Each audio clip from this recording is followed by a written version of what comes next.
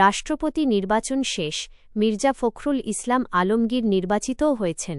কিন্তু ভোটের ফল ঘোষণার পরই নতুন করে আলোচনায় এসেছেন সংসদ সদস্য রুমিন ফারহানা। কারণ রাষ্ট্রপতি নির্বাচনের ভোটেই অংশ নেননি তিনি। কেন এমন সিদ্ধান্ত তা ব্যাখ্যা করতে গিয়ে নির্বাচন প্রক্রিয়া নিয়েই প্রশ্ন তুলেছেন এই স্বতন্ত্র সংসদ সদস্য। রুমিন ফারহানার দাবি, ফলাফল যদি আগেই জানা থাকে তাহলে সেটিকে নির্বাচন বলা যায় না। তার কাছে পুরো প্রক্রিয়াটি অর্থহীন মনে হয়েছে, তাই এমন ভোটে অংশ নেওয়ার কোনো মানে দেখেননি তিনি। বৃহস্পতিবার ২০ আগস্ট সন্ধ্যায় মির্জা ফখরুল ইসলাম আলমগীর রাষ্ট্রপতি নির্বাচিত হওয়ার পর নিজের অবস্থান ব্যাখ্যা করেন রুমিন ফারহানা। তিনি বলেন, কোনো নির্বাচনে জয় পরাজয় নিয়ে অনিশ্চয়তা না থাকলে সেটি প্রকৃত নির্বাচন হতে পারে না। রাষ্ট্রপতি নির্বাচনের ফল কী হবে তা আগে থেকেই সবার জানা ছিল বলে দাবি করেন তিনি।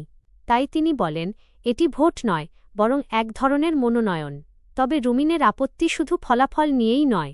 জুলাই গণঅভ্যুত্থানের পর মানুষের যে প্রত্যাশা তৈরি হয়েছিল, রাষ্ট্রপতি নির্বাচনে তার প্রতিফলন ঘটেনি বলেও মনে করেন তিনি।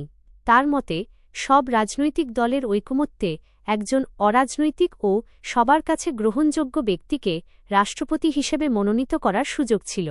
কিন্তু সেই পথে না গিয়ে দলীয় প্রার্থীকে সামনে রেখে নির্বাচন করায় প্রশ্ন তৈরি হয়েছে।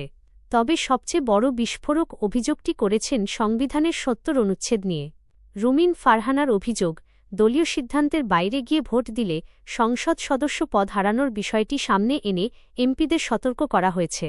ফলে একজন সংসদ সদস্য কতটা স্বাধীনভাবে রাষ্ট্রপতি নির্বাচনে ভোট দিতে পারেন সেই প্রশ্নও সামনে এসেছে। এখানেই বিএনপির পুরনো অবস্থানের সঙ্গে বর্তমান বাস্তবতার বিরোধ দেখছেন রুমিন। তার বক্তব্য, বিএনপি দীর্ঘদিন ধরে ভিশন ২০৩০ সহ নানা সংস্কারের কথা বললেও এখন দলীয় সিদ্ধান্তের বাইরে ভোট দেওয়ার ক্ষেত্রে সদস্যপদ হারানোর ভয় দেখানো হচ্ছে। রুমিনের প্রশ্ন, যেখানে ভোটের ফল আগে থেকেই জানা এবং দলীয় সিদ্ধান্তের বাইরে যাওয়ার সুযোগও সীমিত, সেখানে এই ভোটকে কতটা অর্থবহ নির্বাচন বলা যায়? এবারের রাষ্ট্রপতি নির্বাচনে ৩৪৯ জন সংসদ সদস্যের মধ্যে রুমিন ফারহানাসহ ৬ জন ভোট দেওয়া থেকে বিরত ছিলেন।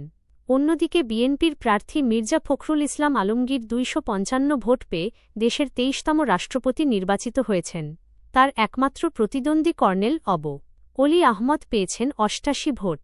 রাষ্ট্রপতি নির্বাচনের ফল প্রকাশের পর তাই শুধু কে রাষ্ট্রপতি হলেন সেই প্রশ্ন নয়, বরং কেন একজন সংসদ সদস্য ভোটকেন্দ্রে গিয়েও ভোট না দেওয়ার অবস্থান নিলেন সেই প্রশ্নটিও নতুন করে রাজনৈতিক আলোচনার কেন্দ্রে উঠে এসেছে।